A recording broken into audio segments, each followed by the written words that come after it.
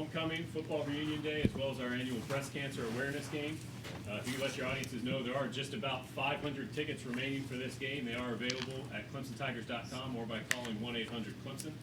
Looking forward to a possible sellout this week if those last 500 get sold. But our press conference today, Coach Swinney will have some opening comments, then we'll go to questions in the room and finish with questions virtually and via submission. So, Coach, when you're ready, take it away. All right. Thanks, Ross. Good morning, everybody. As he mentioned, I mean, this is a huge week, big week, and on all kind of levels. Obviously, it's homecoming, and it's a lot of fun to experience everything that goes on campus with homecoming. A lot of people coming into town and families, et cetera. So we look forward to that. Tiger-Rama, getting that back going in full force. So excited to participate in that as well. And then obviously a lot at stake in this game. This is a huge matchup for both teams. 81 years in the Valley and never had a matchup like this. So that's pretty special to be able to be a part of a game like that in a moment like that. And then also, as Ross mentioned, it's our breast cancer game, and just a couple things that I want to share. And appreciate WCCP, the Roar, man. They do an amazing job of partnering with us and helping us promote the foundation and just raising money, for a great cause. And this year, we do our grant luncheon every November, and I think it's scheduled the first week of November this year, maybe right after the Notre Dame game, I think. But we're gonna give a little over $1 million away to a bunch of South Carolina-based charities and organizations, through the foundation. That's always a great day. And we have our focus areas and we have the grant program. And so just in 2022 alone, our foundation is going to distribute approximately $1.6 million to the focus areas in the grant program, which will bring us to about $10 million overall since 2010. So it's something that we're really appreciative of and just thankful for all the people who help us use the platform to make a difference. And this particular game, we're focused on breast cancer. It's something very personal to us. It's very personal to a lot of other people. And just over the years, the foundation has given a little over $1.8 million in funding to the local hospitals, the research teams, and organizations that are working toward breast cancer prevention, research, technology, and early detection. In 2018, we provided a lead gift of $250,000 to Bon Secours for a new mobile mammography coach that hopefully y'all have all seen. It's an amazing vehicle. We rolled it out in 2020, and because of the 2022 Ladies Clinic, and then also the largest single donation that we've had, $150,000 donation from Jersey Mike's owner, and Peter Cancrow, through their fundraising initiatives. We are going to donate $350,000 this year to breast cancer focused initiatives. And we're going to also make a second lead gift toward another mobile mammography bus. So something that Kath is very passionate about, and I know just makes a huge difference in the community. So additionally, we have funded the Breast Cancer Center at Oconee Memorial, as well as numerous Clemson University and Anderson University breast cancer research teams they're all doing amazing work. So just, it's kind of where the money has gone and where it goes from a breast cancer standpoint. We've got our 2022 Tigers for Tatas campaign going on. And again, we've partnered up with WCCP 105.5 The Roar. And, for their annual Tigers for Tatas campaign, it's a lot of fun.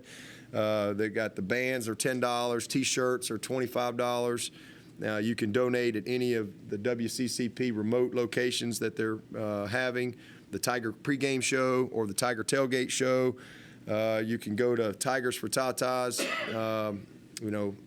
.square.site. You can do that, or you can also go to Tigertown Graphics and their website and pick up some stuff. So everything will go to the foundation, and I promise you we'll continue to do good stuff with it. And also want to just take a moment to kind of tell you why. It's again, it's been a very personal thing to us, but it also touches, pretty much everybody in the room, most likely. And about 1 in 8 U.S. women will develop breast cancer over the course of their lifetime. And in 2022, it's estimated that 287,000 new cases of invasive breast cancer. It's estimated that in 2022, about 43,250 women will die from breast cancer.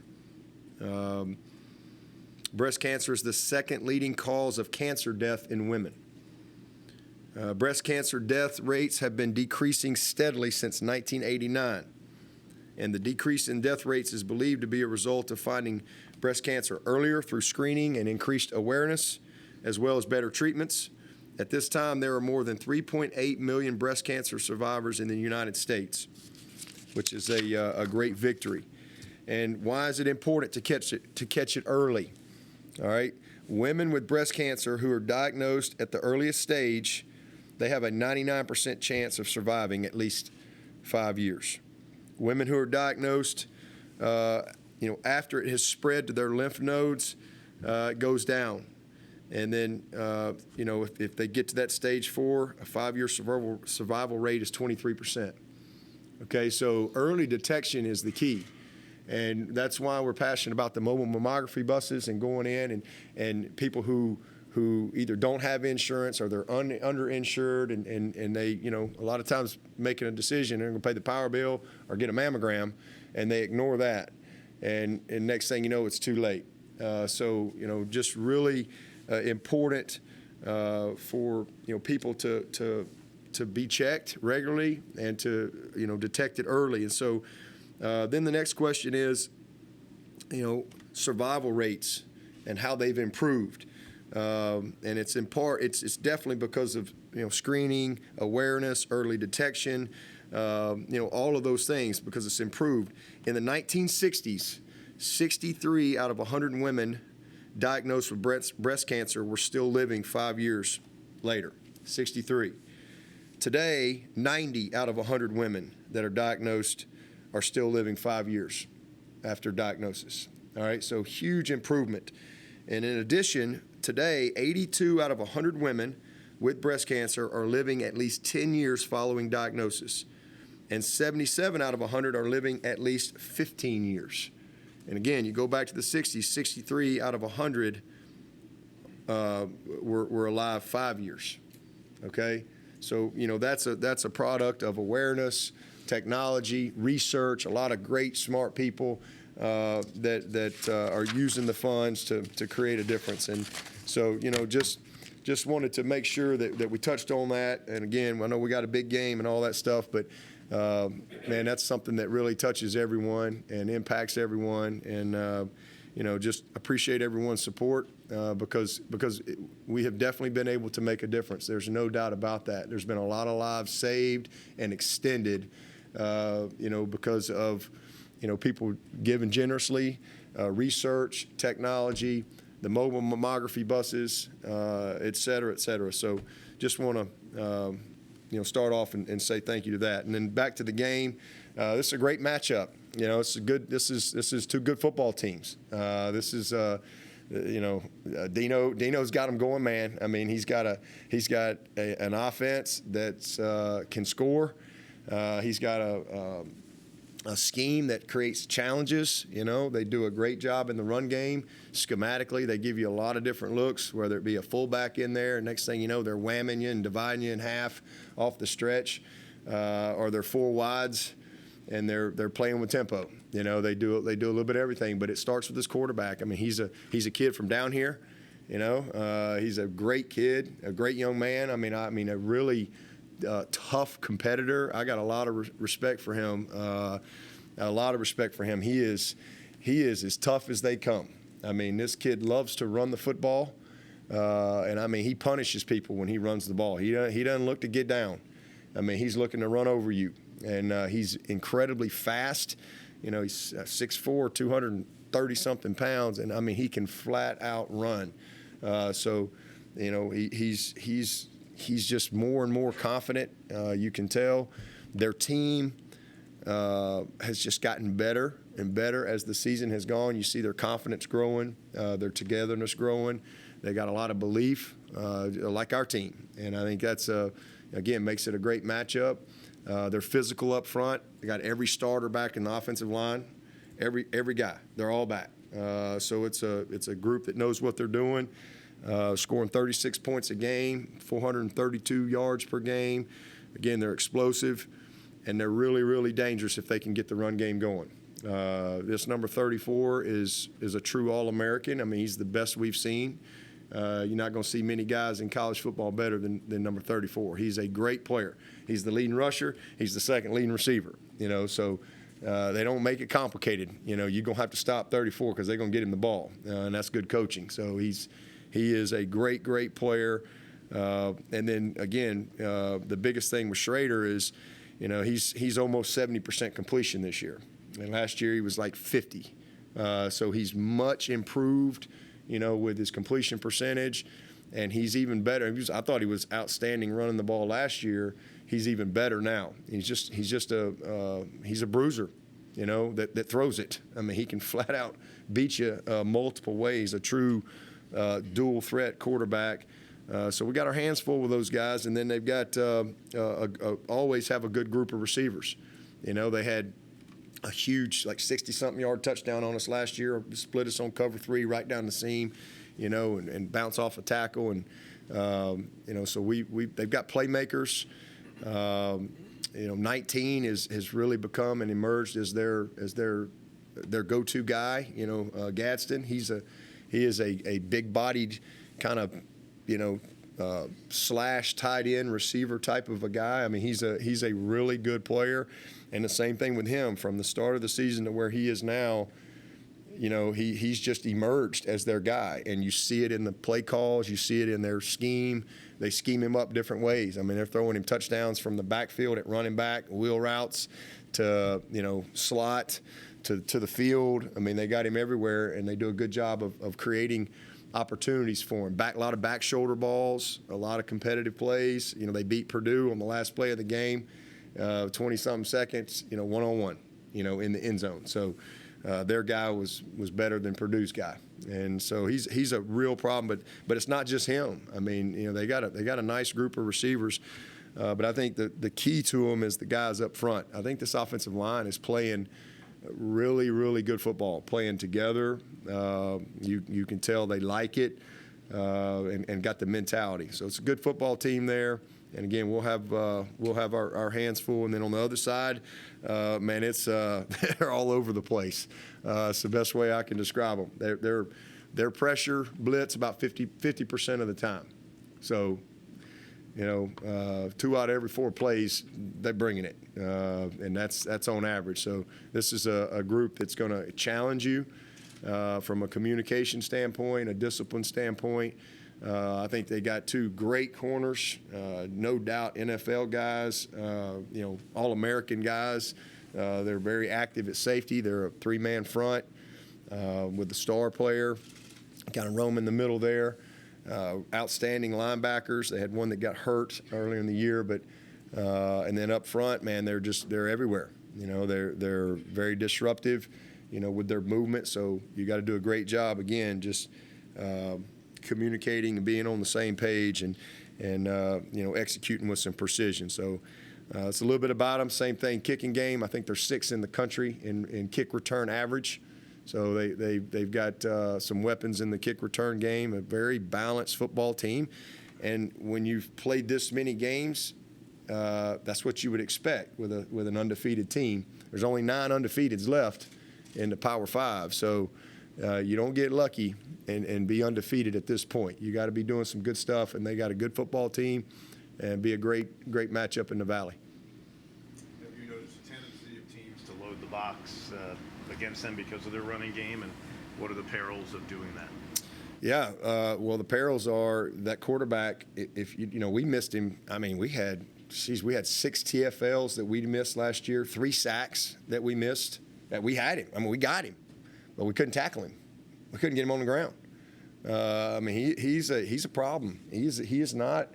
He is a big, strong man. And yeah,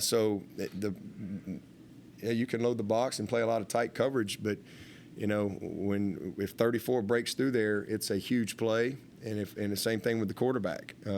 He is an aggressive runner. He sees coverage well. So you just you gotta mix it up. He's you got to be very sound with your gaps. You've got to contain and leverage the football. We did a poor job of that last year. They ran around us twice. Once for a huge play where we don't set the edge. You have to set the edge on these guys, regardless of where it's coming from, whether it's coming from the perimeter or the second level or it's your D lineman. There has to be an in-run force. If you don't, they're outside of you. You got problems. And then when they get you running, next thing you know, they cut back on you too, and especially as poor as we were last week on the cutback stuff, how we played it technically. We got to clean that up this week because they've got a lot of the same principles, and then how they'll use that fullback sometime to kind of search out or wham you, trap you. So it's a you got to mix it up with them is the best thing I'd say. When you saw that Anai and their quarterbacks coach were headed from Virginia, that Dino had gotten them, what was your reaction based on sort of your knowledge of having gone against those guys and their creativity when they were at Virginia? Does a great job. I mean, they really do. I mean, again, they do as good a job as anybody using their personnel and creating opportunity. And then they're in attack mode. That's just their mentality. They're going to attack you formationally. They're going to attack you down the field. You better be ready to make competitive plays and play clean technique because it's going downfield. That's just kind of the nature of who they are. And then they're going to run this quarterback. They're going to run this quarterback, and they're going to use 34 in every different way possible. So they do a really, really good job of attacking, who you are trying to, and creating opportunities for their playmakers. But they do. I mean, he's excellent. I thought he did a great job at Virginia, and they were one of the best in the country.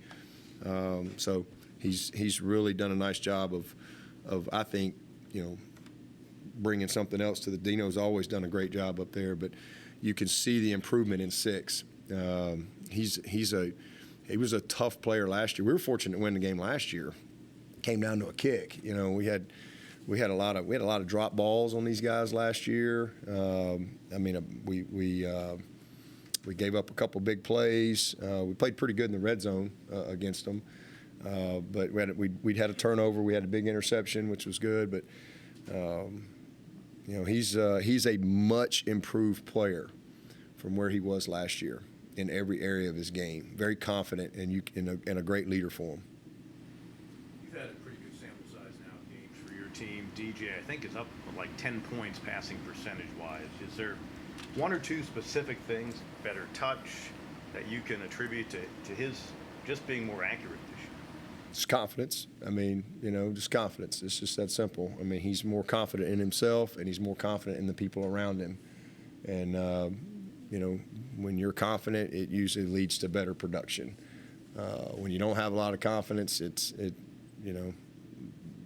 bad stuff usually happens. So it's really just a product of all the work that he's put in, and he's just mentally in a completely different place than where he was last year. But and because of that, again, his confidence is really high. And again, his confidence in the people around him. He's had a lot of continuity up front. He had none of that last year. Even in this game last year, we found out at breakfast that we were going to have to start Trotter at center, who hadn't snapped a ball all year, and he had a broken hand. And we actually were moving it pretty good, and we're opening third quarter, and we snap it like 20 yards down the field. So that was a killed drive there, but we just have more continuity around him, and he's worked his butt off, man. He's a really good football player. He's who I saw as a freshman.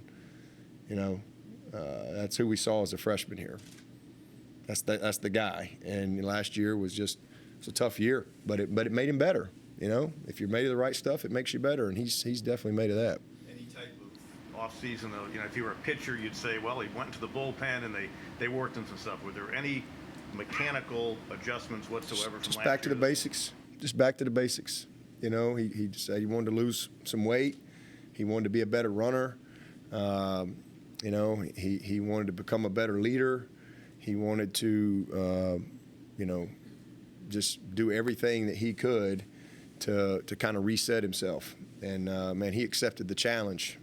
He accepted the challenge of all the criticism and all the negativity and all the prognostications and all the drama and all that stuff. And he just put all that stuff aside and he just went to work. And, you know, he's in a really good place. There's not many guys playing better football than that guy right now. I mean, he's a pro. He's playing like a pro. He prepares like a pro. He's making big plays. I mean, he's making it, and it's so funny, you know. I mean, it's like some people expect him to be perfect. Ain't nobody perfect out there. Show me a guy out there that's perfect. There ain't one. You know, this guy gets dissected to the nth degree every single week, and man, he just keeps leading. You know, he's become very, very inside out, and that's going to serve him well as he keeps moving. You know, in his career. But just really proud of him. Unbelievable, you know, focus, and he's reaping the benefits of it. TJ said yesterday he doesn't slide. He's terrible at it. Yeah. Always slid head first in baseball. I said I don't slide, and he feels like it's a free shot on the quarterback. Do you feel like, because we see it, you know, across college football every week, that sometimes guys Occasionally. slide, Yeah, and they try. You know, the refs I think try to protect them from that, but occasionally. But I think it's a mentality too. You know, this kid we're playing ain't gonna slide this week. I guarantee you that. And he ain't gonna avoid you either. He's gonna run over you. I mean, that's Schrader's mentality. So this is two really good quarterbacks that are really the heart of their team. You know, going against each other in a undefeated matchup. That's a good one. Why do you think Florida State was attacking the boundaries so much? And what do you think y'all have to get sort of cleaned up to sort of rectify that? Well, first of all, we have to leverage the ball. We got to tackle better. I mean, you know, there's no question about it. We've had 24 missed tackles. Again, if you have 15 missed tackles, you win by 2 touchdowns. You know, so we got to trigger a little bit better in the secondary and some things. But you know, really it. I mean, they did a good job on the stretch play, and then just cutting back. That was the biggest thing. And we made the adjustment, and we got settled in on that, and did a really good job in the second and third quarter. And then we just had a couple of lapses there in the fourth quarter, which was disappointing. But you know, really just got to play our technique and our fundamentals and execute the call better. You know, play the call. Sometimes you got really talented guys and they try to do too much. Play the call. Play the call and let the defense work. You know, so that's the biggest thing. Where would you say Brian Brzee is just physically coming back from the issue 2 weeks prior? And Yeah. just mentally? Yeah, he's 100% cleared, and I mean it was good for him last week. I mean he's obviously, you know, working his way back into full shape. I mean he's missed a lot, right? I mean he missed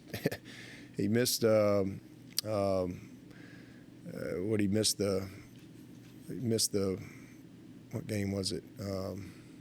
La Tech.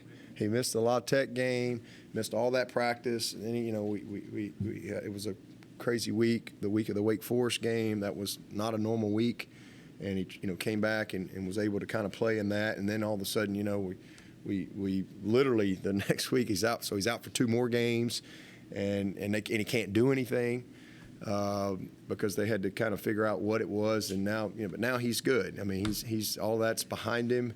So now it's just, you know, getting back in the rhythm and flow of things and having normal practice weeks and just getting back, you know, playing some ball. So yeah, he's kind of playing himself, you know, back into full shape. It won't take him long. Dabo,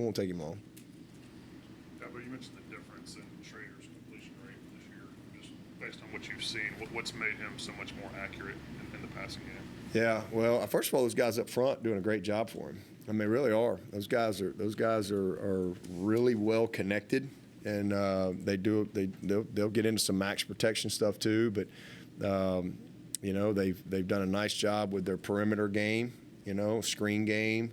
They're going to get the ball to this back a lot, and then I think the emergence of 19. I mean, he's made a lot of plays for them, but I'm sure he's just worked his butt off in the off season, knowing that hey, he needed to become a little more accurate, a little more consistency in his accuracy, and I think it's just a product of the work that he's put in, and he seems to have good chemistry with these guys that he's throwing to, and he's especially number 19. But he's become more accurate with the deep ball, whether it's the inside fades or the outside throws. He's become much more confident with the back shoulder balls. I mean, you see that a lot on tape, whether it's wheel routes or just, individual go routes where he's just converting them to back shoulder balls. But I think it's just maturity, experience, confidence, and I think, the coaches have done a great job with him. Knocked by the college football fans. They don't seem to get the votes usually. You've got 4 teams ranked right now. You've got 2 teams undefeated. Is this the ACC you've been sitting here saying we play against all the time, or is this the best you've seen the ACC in a while? I mean, listen, I think anybody can beat anybody in this league. That's just what I believe. I think you better show up and be ready to play, and there's all kind of rhetoric out there all the time. Man, I'm just trying to beat Syracuse, honestly. So there'll be conversation about that for life, regardless, and it goes in cycles. 1 year it's this, 1 year it's that, but I mean, I'm just focused on Clemson, honestly, and making sure our team's ready to play this week, and I think our track record speaks for itself as far as who we've played in conference, out of conference for years now. So that's all I'm focused on. The Lombardi watch list came out yesterday for the best linemen, and 4 Clemson players on it, but one not on it's Tyler Davis. And every time I go watch, I'm thinking maybe he's having the best year of his career. Yeah, no question. And might be one of the best in the country right now. Mm-hmm. Ain't no doubt. He's I promise you, them coaches that watch the tape, they know who Tyler Davis is. He's as good a player as we got. A pure football player. Those scouts know who he is too. So I don't know about all these watch lists and all that stuff and how all that stuff's done, but if there's a list out there and Tyler Davis ain't on it, man, he's a problem. Day in and day out, he is unbelievably consistent, fundamentally sound, technically sound, relentless with his effort. You just know what you got with him every day. And man, there's a lot of value in that. I mean, he's a really good player. He's hard to block. He's got great instincts. He gets off blocks. He's got excellent fundamentals for his position, great foot speed. Really good change of direction. He's a good pass rusher. I mean, he can do it all. He is a true complete player at his position, and one of the best people you could ever be around him. Just very unassuming, great sense of humor. I call him Baby Dex because that's who he reminds me of. He's kind of got that presence to him, the way Dex kind of handled himself. But he's a handful. He really is. Call him Baby Dex, but does he remind you a lot of Grady Jarrett as far as a player goes? Yeah, he does. He's got that. He's got the intangibles of Grady. That you just. He's a little taller than Grady, which he takes a lot of pride in that. Grady's not very. Grady, hope he doesn't see this. Grady's short. That's why he went in the 5th round, right? He's short and short arms, and everybody knocked Grady for everything, but he makes about $35 million a year, right? For a reason, because he just unblockable. The guy's he's just relentless, and he's so technically sound. You very seldom see Grady with poor footwork or low pad or high pads or bad hand work. He's just and he sees it. He really prepares. He sees it before it happens, and there's a lot of those traits, and then just relentless effort. I mean, he's just relentless. He's just absolutely relentless, and that's Tyler has all those intangibles. Again, he's a little bigger, so maybe he'll go. Somebody will take him before the 5th round. They crazy if they don't, but. I said the same thing about Grady, so I don't know. But I know this, when he gets wherever he goes, he'll be on that field quick because, he's just a baller. He's a great, great player. Now, but keeping the subject on the defensive line, I think it was after the Furman game, you said Miles Murphy was loafing. What's the biggest difference you've seen from him over the past few weeks? It's put him on the sideline. He didn't like it, though. He likes to run out there first. But you got to play well, and he's just responding. I mean, it's not like he was terrible. He just had 2 or 3 loafs on tape, but you can't have that. Not if you're gonna get where we want to go. You can't have that. And so, just a little bit of accountability. But he's an unbelievable kid, just coachable. He's coachable. I mean, he just took ownership of it, and he's responded as great players do. They respond. Is it for offensive schemers when you have a nickel Sam guy who never has to come off the field and you never have to sub for him depending on personnel and all that stuff? Yeah, you talking about Barrett? Yeah, sorry. Yeah, Barrett's he's unique, and everybody wants a guy like Barrett, but they're hard to find. Like Isaiah, Dorian. We finally kind of got Dorian in that spot. When he was here, but.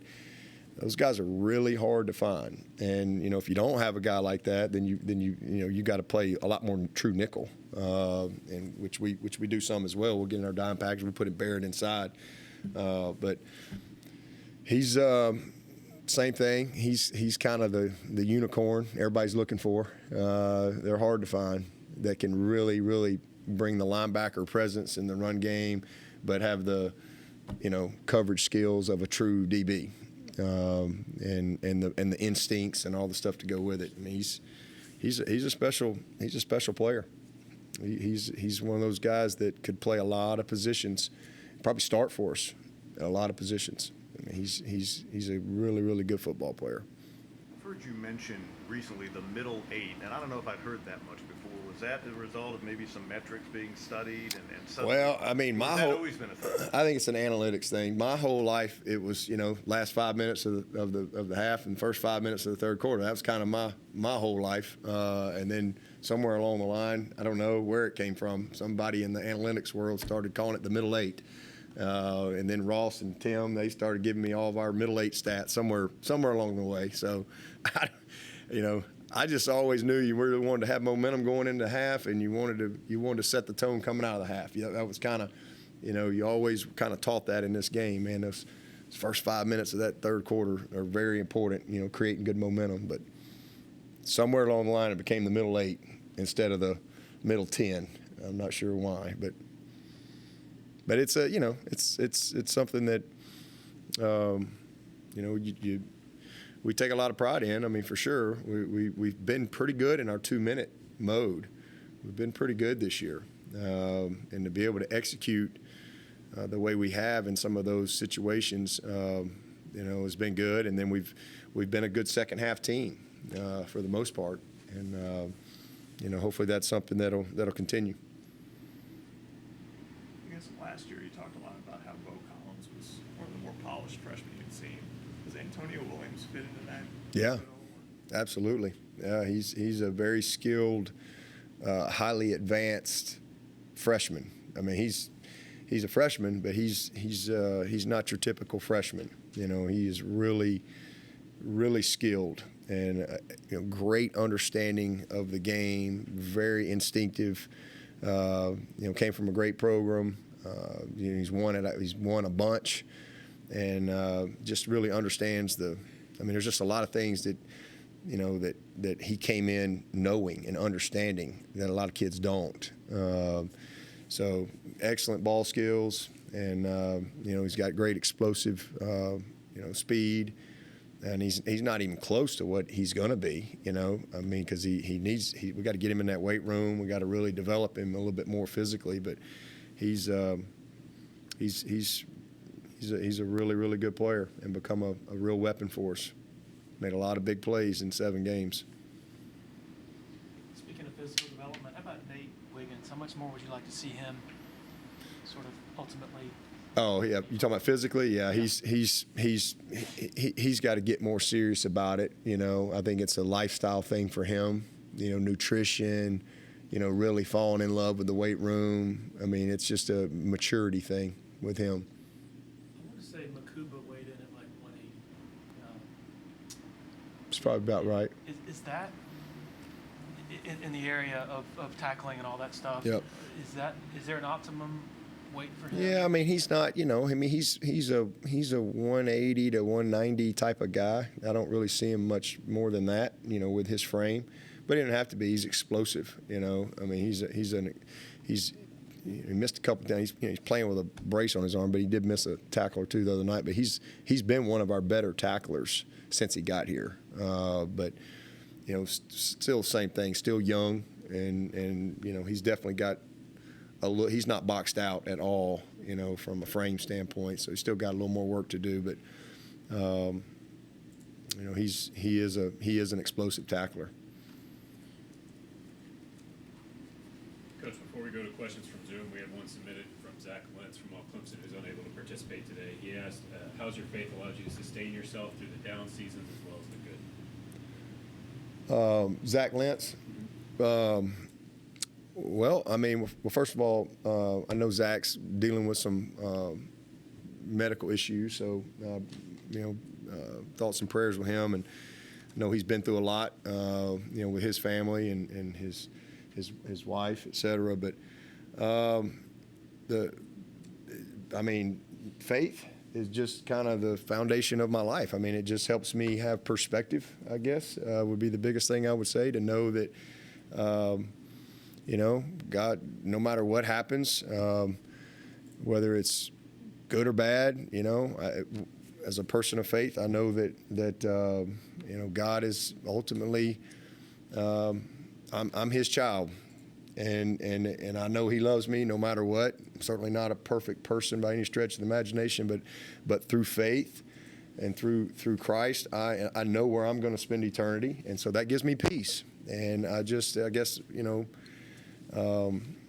I think my faith keeps me anchored. I think life happens for all of us, right? I mean, there's nothing you can do about that. We're all going to have major trials and tribulations through life and storms of life. And, you know, I just, you know, my faith has always kept me anchored down and allowed me to have peace no matter what.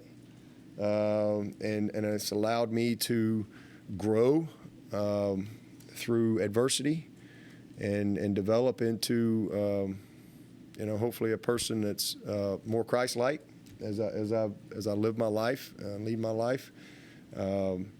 So, you know, but again, it's just given me hope. And, you know, I believe Romans 8:28. I believe that. And that is all things work together, you know, for the good, for those who love the Lord. I mean, I absolutely believe that. And, you know, I think that there's things that happen in life on this earth, this side of eternity, that we'll never understand. We have no way to understand, but Christ, you know, he tells us we can't lean on our own understanding. You know, we just have to keep our eyes on Him, acknowledge Him, and through that, you know, what I've experienced in my life is peace no matter what. You know, and as I said, you know, a couple of years ago, I talked a lot about joy, right? You know, happiness is dependent upon something, right? Like, we're happy when this, we're happy when we win, we're happy when, you know, whatever, my wife gives me a kiss, whatever, you know, we're happy. You know, happiness is really dependent, but joy is something that I think is a constant when you know Christ. And you know, so for me, it's always been just, whether things are great or whether things are just awful, just keep my eyes on the Lord, no matter what. We're supposed to praise him in the good and the bad, and that's really hard to do, but that's what my faith has taught me, is to count my blessings on the worst days and count my blessings on the best days, and just keep my eyes on him no matter what, believe no matter what, and just don't quit. Don't quit doing that. And that's always given me peace. It's always given me perspective, and it's allowed me to take some of the biggest messes in my life, if you will, and create a message from it, through life, through my experiences. And that's a deep question right there from Zach, but that's the best answer I can give. God never says oops, and I've tried to live by that for a long time. And so I guess the biggest thing is my faith gives me peace. My peace doesn't come from a scoreboard for me. Peace doesn't come from getting the answer that you want to hear or whatever, and it never has. Peace comes from knowing whose I am and where I'm going to spend eternity. That's where my peace comes from, and all the rest of it. Life happens, but it all comes back to that relationship and that peace that comes from knowing Christ. Questions for Coach from Zoom? Hey, Dabo. I'm just going to ask about Xavier Thomas. I know he said he had to come out of the game late. Just how's he kind of doing after playing 32 snaps Saturday? Yeah, he was a little sore, as you would expect, but he's doing good. He's on track, and he's healing. He's healing as he goes, more and more. It's those of you been around here, you remember C.J. Spiller back in 2009. He didn't practice until he was in a boot on Sunday, Monday, Tuesday, and then he'd move around on Wednesday. He'd practice on Thursday, and then he'd go get player of the game on Saturday. Then he couldn't walk again on Sunday, and there was really nothing we could do about it. It wasn't really going to get any better. Xavier's different. He's going to keep getting better as he goes, but he certainly was. He was sore for sure. So we've got him on a plan, and kind of how we practice him and get him ready, week in and week out. But I think you'll see him continue to get better and better, as he goes throughout the latter half of the season. Hey, Dabo, this is Anna Adams. With how Syracuse kind of mixes and disguises coverage on the back end, what are some of the challenges for that passing game? Yeah, they'll give you some exotic looks, if you will, do a good job of disguising. So I think the biggest thing is just like up front with the backs and tight ends and offensive line and quarterbacks, from communication and catching all the movement, you got to be very disciplined with your eyes post-snap, because you think they're in quarters, but they're really playing cover two. And you'll throw a pick into it in a heartbeat if you're not really getting confirmation post-snap and having your eyes on your keys, so that's a definite part of it, because they mix it up. They do a lot of different things, coverage-wise, and try to bait you into some bad decisions.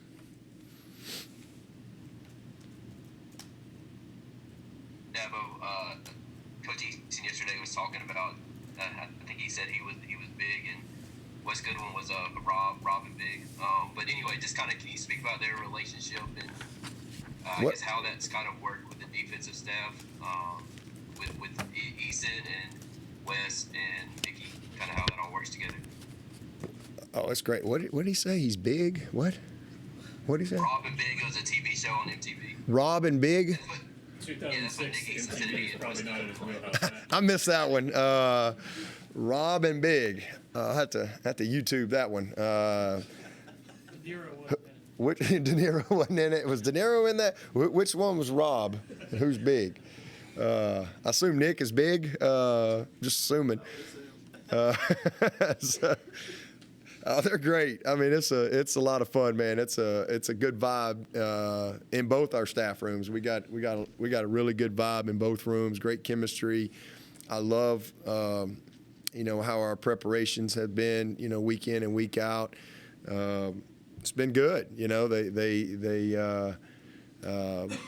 have a lot of fun. You know, and it's been good to have Nick. It's been great getting Wes in that role, and then it's been fun having Nick and his personality and his experience as well. You know, adding into the room. It's been a really good relationship. Robin Big. Oh, that's him. Okay, yeah, yeah. That's funny. Anybody else? All right, we'll wrap up with Coach Jeremiah Trotter. Will be first up at noon. As Coach said on the radio show, everybody tape your ankles, grab a biscuit, be ready to go at noon. Yeah. Y'all are in charge of your own ankles. What'd you say? There were 500 tickets left? Yeah, about 500. All right, let's go. We got 500. Let's get them going. Let's get them going. Let's be ready. It's going to be a great day in the Valley. Where's the biscuits? Y'all are in charge of your own ankles. We'll have biscuits for you, though, for credentialed media.